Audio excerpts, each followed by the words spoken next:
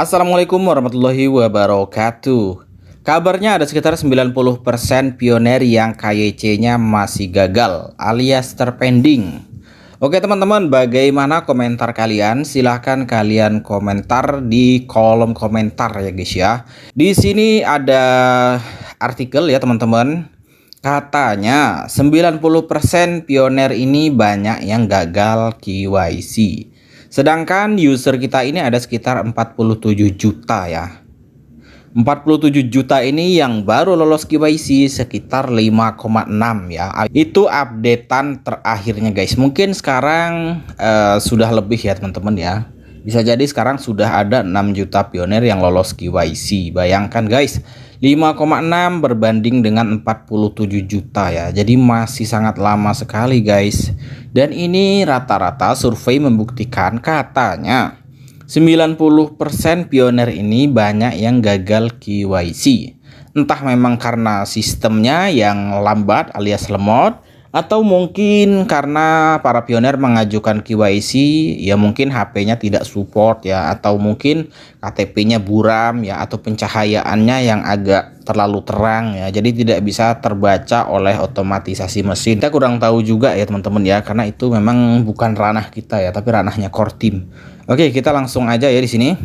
Jaringan Pi yang telah mendapatkan banyak perhatian karena pendekatan uniknya untuk menambang menggunakan smartphone, menghadapi kendala yang menghalangi jalannya untuk terdaftar di bursa. Untuk mematuhi standar peraturan dan membangun kredibilitas, bursa sering memberlakukan proses KYC yang ketat untuk memastikan legitimasi aset terdaftar dan melindungi investor. Sayangnya, Pi Network menghadapi masalah dalam hal ini. Dengan sekitar 90% pemegangnya gagal menyelesaikan prosedur KYC yang diperlukan, yang menyebabkan tidak memenuhi syarat untuk listing sementara. Oke guys, kalau opini di sini katanya Pi Network akan listing di bursa ya. Tapi kita nggak tahu guys, rencana core team ke depannya ya, entah itu listing di bursa atau mereka membuat bursa sendiri ya, kita tunggu aja nanti guys. Oke, kita ke bawah lagi guys. Selain itu, tantangan ada tim inti jaringan Pi yang bertujuan untuk mempromosikan proyek dan memperluas basis penggunanya telah menghadapi tantangan tertentu. Kampanye pemasaran dan iklan yang efektif sangat penting untuk menarik perhatian, menciptakan kesadaran, dan mendorong permintaan pasar akan mata uang digital. Namun, tantangan jaringan Pi mengalami kesulitan yang berdampak pada visibilitas proyek dan menghambat kemampuannya untuk menghasilkan permintaan pasar yang memadai. Sementara ketidaklayakan untuk listing dapat menimbulkan kemunduran bagi jaringan Pi. Penting untuk dicatat bahwa memenuhi persyaratan sekuritas dan memuaskan permintaan pasar adalah langkah penting untuk membangun kredibilitas dan mencapai adopsi yang lebih luas.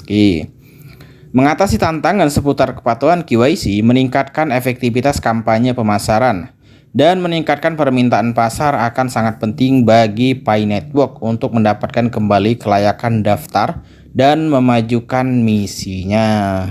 Kemudian di sini ada ya, tim inti dan komunitas Pi Network dapat fokus pada area berikut untuk mengatasi rintangan ini. Oke, di sini ada yang pertama, kepatuhan KYC. Menerapkan langkah-langkah untuk mendorong dan mendukung pemegang jaringan Pi dalam menyelesaikan prosedur KYC yang diperlukan adalah yang terpenting. Nah ini guys, mendukung pemegang jaringan Pi dalam menyelesaikan prosedur KYC itu yang sangat diperlukan, dan itu sangat penting ya teman-teman ya, karena banyak pioner ini yang mengeluh tentang KYC, sudah mengajukan KYC beberapa tahun yang lalu ya, sampai sekarang masih belum lolos juga. Nah ini kan repot ya teman-teman. Menyederhanakan proses, memberikan instruksi yang jelas, dan mengedukasi pengguna tentang pentingnya kepatuhan KYC dapat membantu meningkatkan persentase penyelesaian yang berhasil. Kemudian yang kedua di sini ada strategi pemasaran dan periklanan. Oke. Menyempurnakan tantangan AdSense ya di sini dan meningkatkan upaya pemasaran akan sangat penting untuk memperluas basis pengguna jaringan Pi dan menghasilkan permintaan pasar.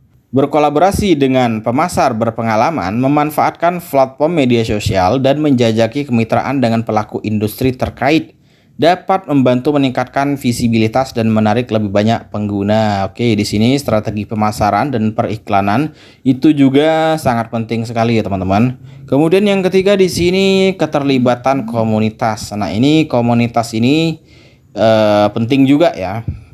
Memperkuat komunitas jaringan Pi melalui komunikasi yang efektif, memberikan pembaruan rutin dan mengatasi masalah dapat menumbuhkan rasa kepercayaan dan loyalitas. Nah, ini guys, memperkuat komunitas Pi Network melalui komunikasi yang efektif. Nah, ini core team perlu ya teman-teman ya, melakukan komunikasi ya dengan pioner ya, dengan moderator, kemudian dengan pemimpin-pemimpin komunitas. Ini memang sangat perlu juga ya teman-teman.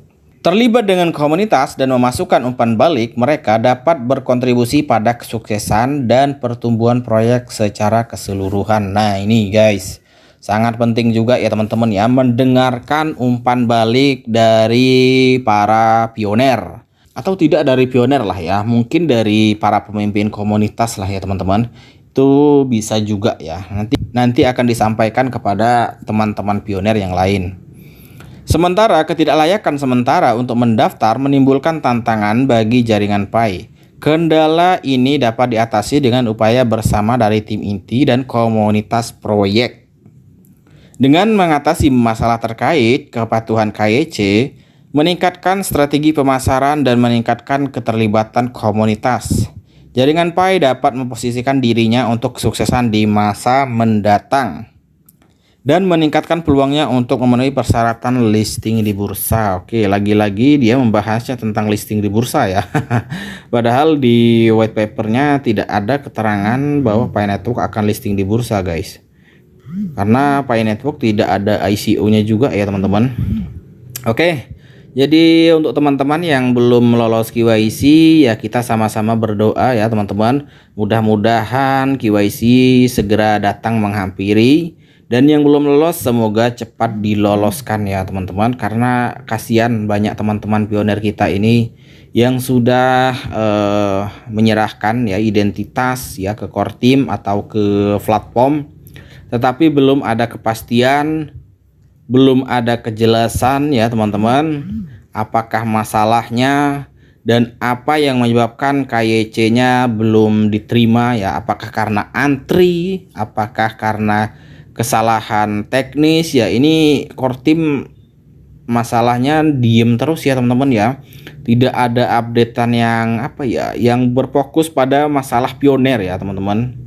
Tidak ada pembaharuannya ya, mungkin hanya hackathon ya, kemudian mainnet checklist ya, itu saja terus yang ditampilkan oleh core team guys. Oke teman-teman, mudah-mudahan core team mendengar keluhan para pioner ya teman-teman, kasihan. Oke guys, ini aja dulu ya informasinya.